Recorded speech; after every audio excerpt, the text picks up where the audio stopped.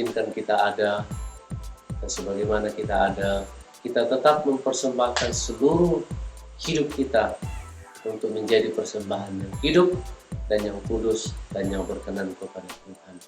Pada kesempatan ini pula kita akan belajar dari kebenaran firman Allah yang akan membawa kehidupan kita lebih dekat lagi kepada Tuhan dan menikmati persekutuan-persekutuan yang indah dengan Dia.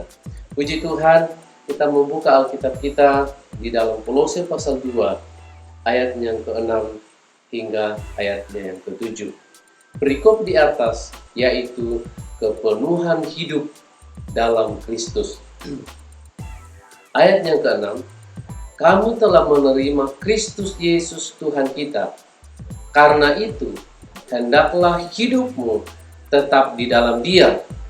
Hendaklah kamu berakar di dalam Dia dan dibangun di atas Dia. Hendaklah kamu bertambah teguh dalam iman yang telah diajarkan kepadamu, dan hendaklah hatimu melimpah dengan syukur. Bapak, Ibu, saudara-saudara yang kekasih dalam Yesus Kristus, pribadi yang sudah menerima Tuhan Yesus Kristus sebagai Tuhan dan Juru Selamatnya, diharapkan agar tetap di dalam Dia. Haleluya.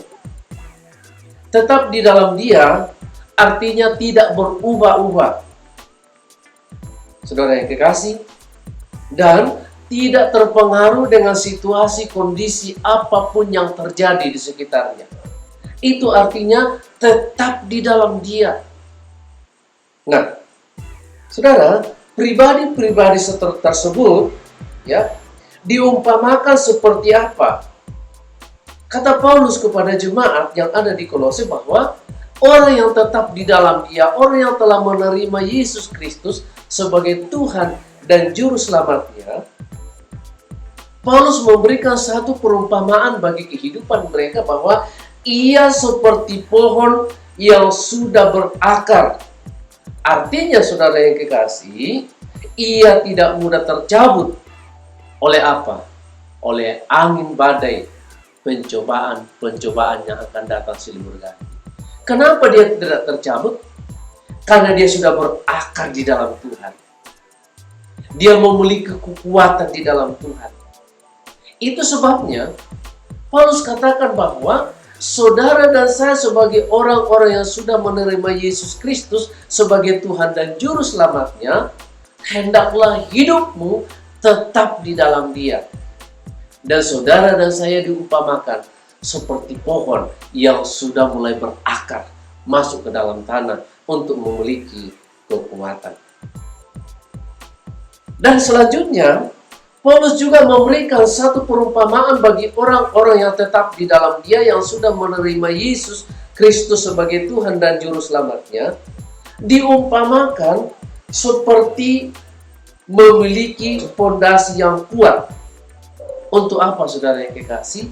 Untuk siap dibangun di atas keindahan bangunan Allah itu.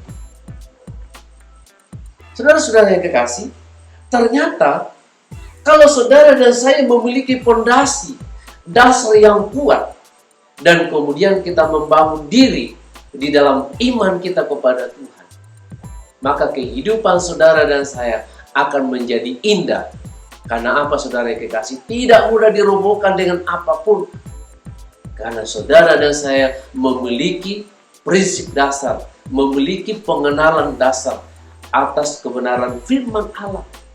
Dan itu diumpamakan seperti saudara dan saya sudah memiliki fondasi yang kuat. Dan yang ketiga, saudara yang kekasih, orang yang telah menerima Yesus Kristus sebagai Tuhan dan Juru Selamatnya dan tetap di dalam Dia, Paulus katakan bahwa pribadi-pribadi tersebut, dia selalu mengucap syukur kepada Tuhan. Bukankah firman Tuhan juga katakan, Paulus katakan kepada jemaat yang ada di Tesalonika, pasal 5 ayat yang ke-18. Mengucap syukurlah dalam segala hal, karena itulah yang dikehendaki Bapa di dalam keadaan, di dalam kehidupan kita sebagai anak-anak Tuhan. Jadi Bapak Ibu Saudara-saudara yang kekasih dalam Tuhan Yesus Kristus, intinya di sini, kalau saudara dan saya sudah menerima Yesus Kristus sebagai Tuhan dan Juru Selamat kita secara pribadi, hendaklah engkau tetap di dalam Tuhan. Ya. Tetap di dalam Tuhan, tidak berubah-ubah, tidak berpindah-pindah. Apapun yang kita hadapi, persoalan apapun, masalah datang silih berganti dalam hidup kita, yang Tuhan melihat, saudara yang kekasih, adalah komitmen kita, kesetiaan kita kepada Tuhan.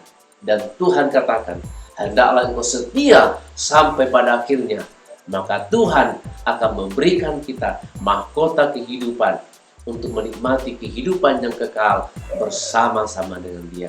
Puji Tuhan, inilah renungan firman Allah yang kita dengar bersama pada saat yang indah ini. Kiranya Tuhan Yesus memberkati. Haleluya.